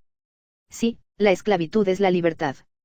El ser humano es derrotado siempre que está solo, siempre que es libre. Ha de ser así porque todo ser humano está condenado a morir irremisiblemente y la muerte es el mayor de todos los fracasos, pero si el hombre logra someterse plenamente, si puede escapar de su propia identidad, si es capaz de fundirse con el partido de modo que él es el partido, entonces será todopoderoso e inmortal. Lo segundo de que tienes que darte cuenta es que el poder es poder sobre seres humanos. Sobre el cuerpo, pero especialmente sobre el espíritu. El poder sobre la materia, la realidad externa, como tú la llamarías, carece de importancia. Nuestro control sobre la materia es, desde luego, absoluto. Durante unos momentos olvidó Winston la palanca. Hizo un violento esfuerzo para incorporarse y solo consiguió causarse dolor. «Pero, ¿cómo vais a controlar la materia?», exclamó sin poderse contener. «Ni siquiera conseguís controlar el clima y la ley de la gravedad. Además, existen la enfermedad, el dolor, la muerte». O'Brien le hizo callar con un movimiento de la mano. «Controlarnos la materia porque controlamos la mente. La realidad está dentro del cráneo. Irás aprendiéndolo poco a poco, Winston. No hay nada que no podamos conseguir, la invisibilidad, la levitación, absolutamente todo. Si quisiera, podría flotar ahora sobre el suelo como una pompa de jabón. No lo deseo porque el partido no lo desea. Debes librarte de esas ideas decimonónicas sobre las leyes de la naturaleza. Somos nosotros quienes dictamos las leyes de la naturaleza. No las dictáis. Ni siquiera sois los dueños de este planeta. ¿Qué me dices de Eurasio y Asia Oriental? Todavía no las habéis conquistado. Eso no tiene importancia. Las conquistaremos cuando nos convenga. Y si no las conquistásemos nunca, ¿en qué puede influir eso? Podemos borrarlas de la existencia. Oceanía es el mundo entero. Es que el mismo mundo no es más que una pizca de polvo. Y el hombre es solo una insignificancia. ¿Cuánto tiempo lleva existiendo? La Tierra estuvo deshabitado durante millones de años. ¡Qué tontería! La Tierra tiene solo nuestra edad. ¿Cómo va a ser más vieja? No existe sino lo que admite la conciencia humana. Pero las rocas están llenas de huesos de animales desaparecidos, mastodontes y enormes reptiles que vivieron en la Tierra muchísimo antes de que apareciera el primer hombre. ¿Has visto alguna vez esos huesos, Winston? Claro que no. Los inventaron los biólogos del siglo XIX. Nada hubo antes del hombre. Y después del hombre, si éste desapareciera definitivamente de la Tierra, nada habría tampoco. Fuera del hombre no hay nada. Es que el universo entero está fuera de nosotros. Piensa en las estrellas. Puedes verlas cuando quieras. Algunas de ellas están a 1.000.000 de años, luz de distancia. Jamás podremos alcanzarlas. ¿Qué son las estrellas?, dijo O'Brien con indiferencia. Solamente unas bolas de fuego a unos kilómetros de distancia. Podríamos llegar a ellas si quisiéramos o hacerlas desaparecer, borrarlas de nuestra conciencia. La Tierra es el centro del universo. El Sol y las estrellas giran en torno a ella. Winston hizo otro movimiento convulsivo. Esta vez no dijo nada. O'Brien prosiguió, como si contestara a una objeción que le hubiera hecho Winston. Desde luego, para ciertos fines es eso verdad. Cuando navegamos por el océano o cuando predecimos un eclipse, nos puede resultar conveniente dar por cierto que la Tierra gira alrededor del Sol y que las estrellas se encuentran a millones y millones de kilómetros de nosotros. Pero, ¿qué importa eso?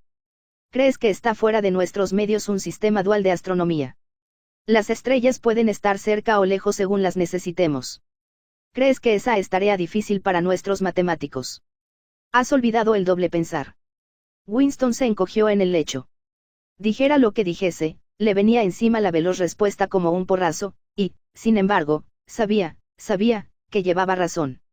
Seguramente había alguna manera de demostrar que la creencia de que nada existe fuera de nuestra mente es una absoluta falsedad. No se había demostrado hace ya mucho tiempo que era una teoría indefendible. Incluso había un nombre para eso, aunque él lo había olvidado. Una fina sonrisa recorrió los labios de O'Brien, que lo estaba mirando. Te digo, Winston, que la metafísica no es tu fuerte. La palabra que tratas de encontrar es solipsismo. Pero estás equivocado. En este caso no hay solipsismo. En todo caso, habrá solipsismo colectivo, pero eso es muy diferente, es precisamente lo contrario. En fin, todo esto es una digresión, añadió con tono distinto.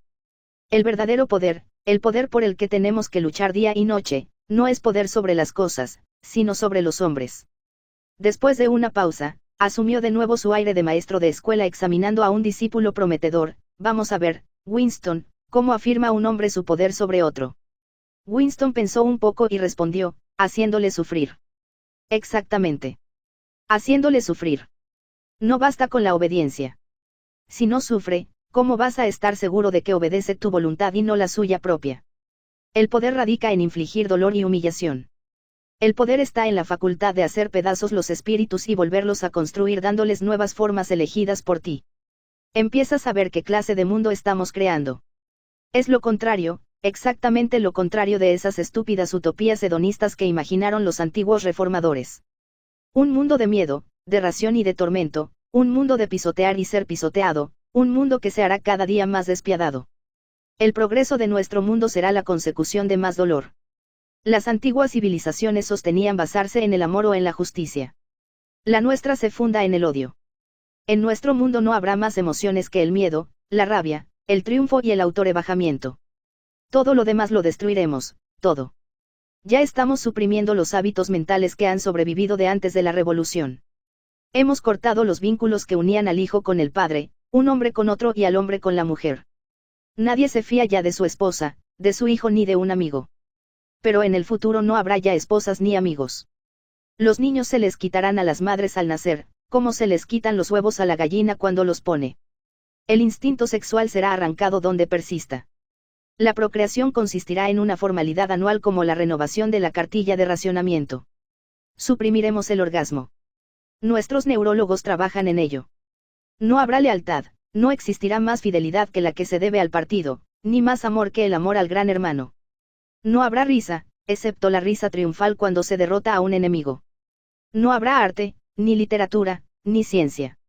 No habrá ya distinción entre la belleza y la fealdad. Todos los placeres serán destruidos.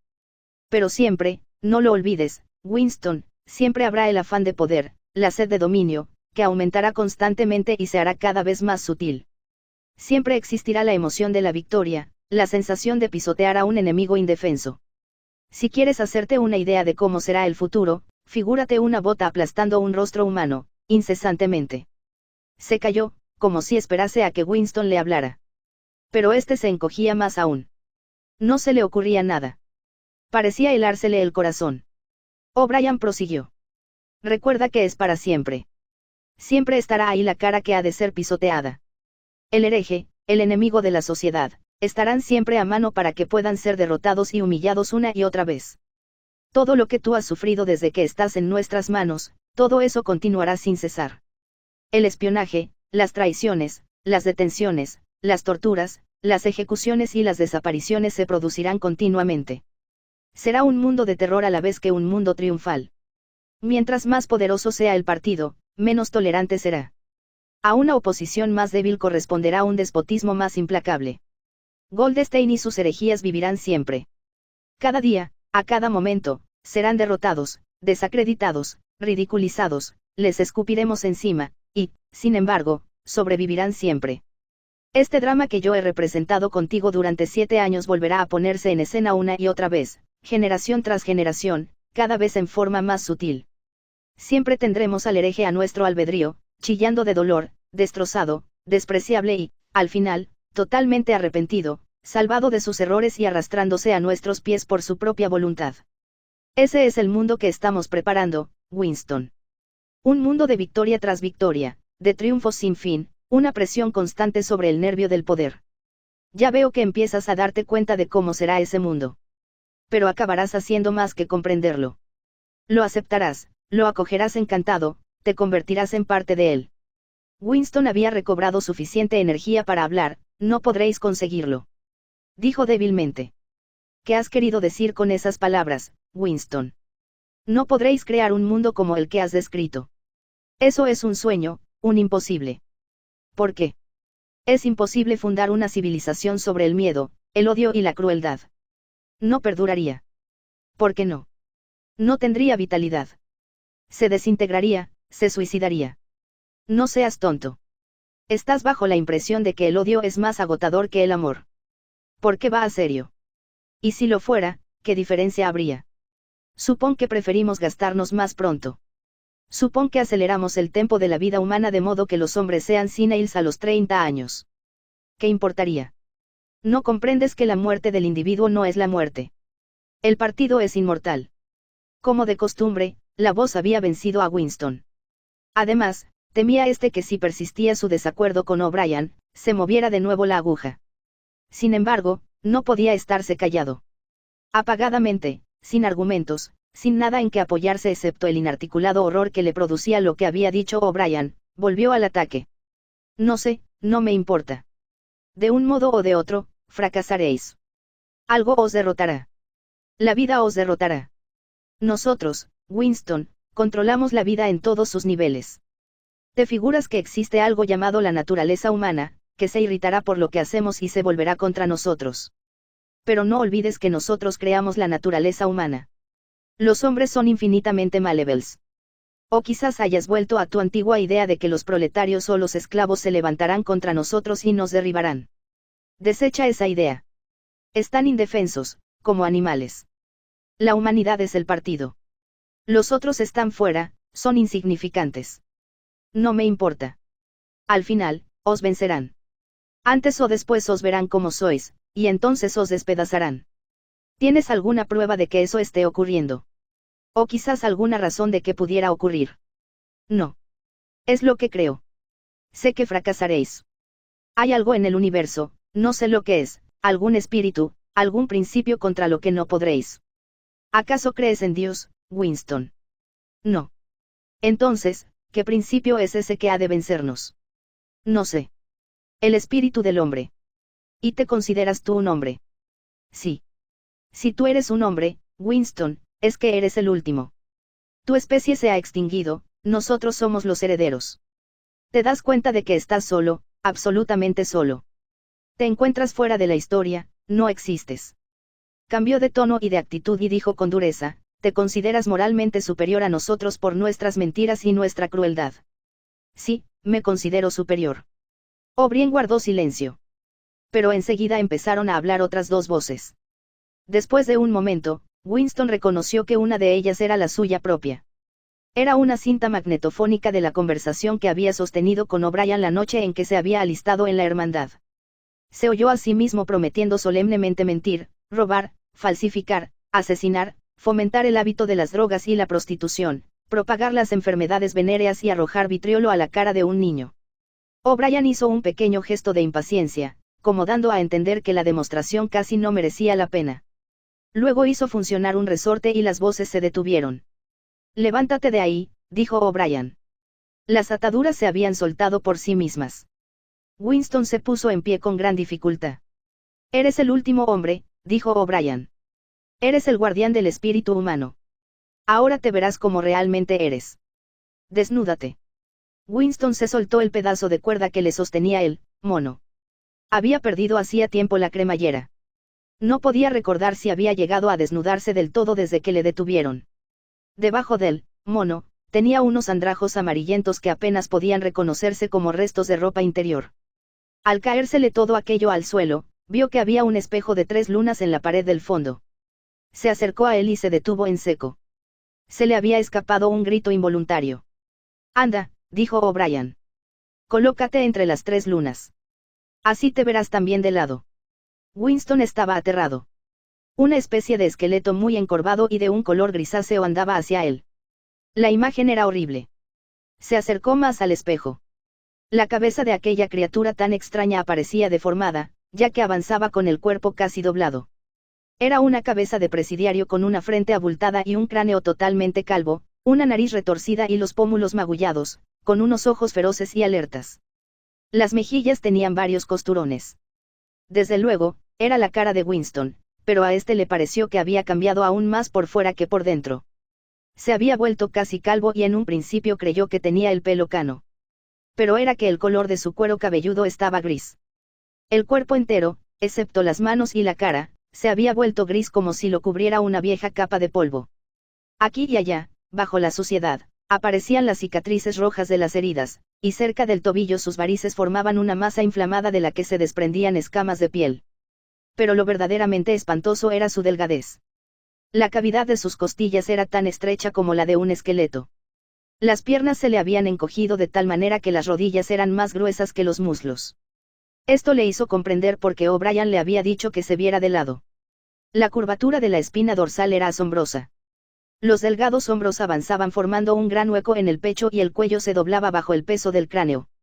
De no haber sabido que era su propio cuerpo, habría dicho Winston que se trataba de un hombre de más de 60 años aquejado de alguna terrible enfermedad. ¿Has pensado a veces, dijo O'Brien, que mi cara, la cara de un miembro del partido interior, está avejentado y revela un gran cansancio? ¿Qué piensas contemplando la tuya? Cogió a Winston por los hombros y le hizo dar la vuelta hasta tenerlo de frente. Fíjate en qué estado te encuentras, dijo. Mira la suciedad que cubre tu cuerpo. Sabes que hueles como un macho cabrío. Es probable que ya no lo notes. Fíjate en tu horrible delgadez. ¿Ves? Te rodeo el brazo con el pulgar y el índice. Y podría doblarte el cuello como una remolacha. Sabes que has perdido 25 kilos desde que estás en nuestras manos. Hasta el pelo se te cae a puñados. Mira. Le arrancó un mechón de pelo. Abre la boca. Te quedan 9, 10, 11 dientes. ¿Cuántos tenías cuando te detuvimos? Y los pocos que te quedan se te están cayendo. Mira. Agarró uno de los dientes de abajo que le quedaban Winston. Este sintió un dolor agudísimo que le corrió por toda la mandíbula. O'Brien se lo había arrancado de cuajo, tirándolo luego al suelo. Te estás pudriendo, Winston. Te estás desmoronando. ¿Qué eres ahora? Una bolsa llena de porquería. Mírate otra vez en el espejo. ¿Ves eso que tienes enfrente? Es el último hombre. Si eres humano, esa es la humanidad. Anda, vístete otra vez. Winston empezó a vestirse con movimientos lentos y rígidos. Hasta ahora no había notado lo débil que estaba. Solo un pensamiento le ocupaba la mente, que debía de llevar en aquel sitio más tiempo de lo que se figuraba. Entonces, al mirar los miserables andrajos que se habían caído en torno suyo, sintió una enorme piedad por su pobre cuerpo. Antes de saber lo que estaba haciendo, se había sentado en un taburete junto al lecho y había roto a llorar. Se daba plena cuenta de su terrible fealdad, de su inutilidad, de que era un montón de huesos envueltos en trapos sucios que lloraba iluminado por una deslumbrante luz blanca. Pero no podía contenerse. O'Brien le puso una mano en el hombro casi con amabilidad. Esto no durará siempre, le dijo. Puedes evitarte todo esto en cuanto quieras. Todo depende de ti. Tú tienes la culpa. Sollozó Winston. Tú me convertiste en este guiñapo. No, Winston, has sido tú mismo. Lo aceptaste cuando te pusiste contra el partido. Todo ello estaba ya contenido en aquel primer acto de rebeldía. Nada ha ocurrido que tú no hubieras previsto. Después de una pausa, prosiguió. Te hemos pegado, Winston, te hemos destrozado. Ya has visto cómo está tu cuerpo. Pues bien, tu espíritu está en el mismo estado. Has sido golpeado e insultado, has gritado de dolor, te has arrastrado por el suelo en tu propia sangre, y en tus vómitos has gemido pidiendo misericordia, has traicionado a todos. ¿Crees que hay alguna degradación en que no hayas caído? Winston dejó de llorar, aunque seguía teniendo los ojos llenos de lágrimas. Miró a O'Brien. No he traicionado a Julia, dijo. O'Brien lo miró pensativo. No, no. Eso es cierto. No has traicionado a Julia. El corazón de Winston volvió a llenarse de aquella adoración por O'Brien que nada parecía capaz de destruir. Qué inteligente, pensó, qué inteligente es este hombre. Nunca dejaba a O'Brien de comprender lo que se le decía. Cualquiera otra persona habría contestado que había traicionado a Julia. No se lo habían sacado todo bajo tortura.